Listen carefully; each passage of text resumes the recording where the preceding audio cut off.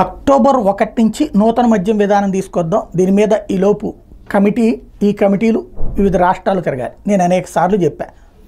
మనకి చంద్రబాబు గారి స్టైల్ ఎట్లా ఉంటుందంటే, తను చేయాలనుకున్న నిర్ణయాన్ని డిసైడ్ చేసేసి దానికి అనుగుణంగా కమిటీలు ఈ ప్లానింగ్ చేస్తారు. ఎందుకంటే రేపు పొద్దున కోర్టులు అడిగినా కూడా కమిటీ వాళ్ళు ఇచ్చిన నివేదిక నాకేం సంబంధం లేదని చెప్పడం, అది అధికారులతో. ఇది చంద్రబాబు గారు 14 ఏళ్ళు ముఖ్యమంత్రిగా ఉన్నారు, 15 సంవత్సరాలు ప్రతిపక్ష నాయకుడు ఉన్నారు. ఆయనకి తెలియదా మద్యం ఎట్లా ఉంటుందో, షాప్ ఎట్లా ఉంటుంది, అమ్మేది ఎట్లా ఉంటుంది.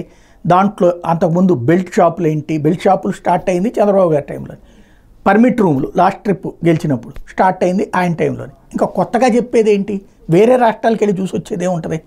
వేరే రాష్ట్రాల్లో ఇంతకంటే తక్కువే ఉంటాయి. వేరే రాష్ట్రాల్లో పర్మిట్ రూమ్స్ లేవు, పర్మిట్ రూమ్స్ కూడా మనమే తీసుకొచ్చింది. ఇప్పుడు వీళ్ళందరూ అక్కడికి వెళ్ళి మన వాళ్ళందరూ కనుక్కుని రావడం ఏంటి. ఒకటేంటంటే ఇప్పటికిప్పుడు మద్యాన్ని కనుక ఆపేస్తే ఎట్లాగా అంటే, మద్య నిషేధం అన్నటువంటి ఉద్దేశంతో ఆరంభించినటువంటిది మధ్యలో జగన్ దారి తప్పేశాడు.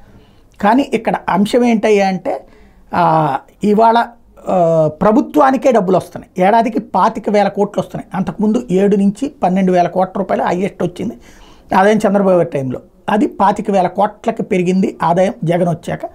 టోటల్గా రేట్లు పెంచడమే కావచ్చు ఇది. ఇప్పుడు నెంబర్ 1 రేట్లు తగ్గించాలి, నెంబర్ 2 అన్ని బ్రాండ్లు తీసుకొచ్చి పెట్టాలి. వీటితో ఆరోగ్యం అంటూ సొల్లి కబుర్లు పత్రికల్లో రాస్తాయి. ఆరోగ్యం గురించి సీరియస్గా ఉండమన్నారట. మందు తాగిన తర్వాత ఆరోగ్యం ఏంటి, మందు తాగితే ఆరోగ్యంగా ఉంటారని చెప్పి ఏ ఎదవన్నా చెప్తాడా, ఏ డాక్టర్ అయినా చెప్తాడా? కాకపోతే రాయడం మాత్రం ఆరోగ్యకరమైన మందు అనేదేదో నాకు అది అర్థం కాలేదు. ఏదేదో టానిక్ ఇస్తున్నట్టు రాస్తున్నారు అన్నమాట పత్రికల్లో. అదేదో ఇదివరకు కనుక అప్పట్లో అన్నట్టు హెల్త్ డ్రింక్ అన్నట్టుగా ఉంటుంది అనమాట అది.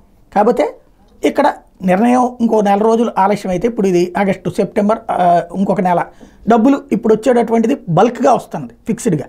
కాబట్టి అవి తీసుకుని ఆ తర్వాత ఇక నెక్స్ట్ ఏం చేయాలి అన్నది డిసైడ్ చేస్తారు. ఇది జస్ట్ ఏంటంటే కమిటీ వేసాం, పని చేసాం అన్నటువంటిది, అంతకుమించి ఏం పెద్ద విషయమే ఉండదు.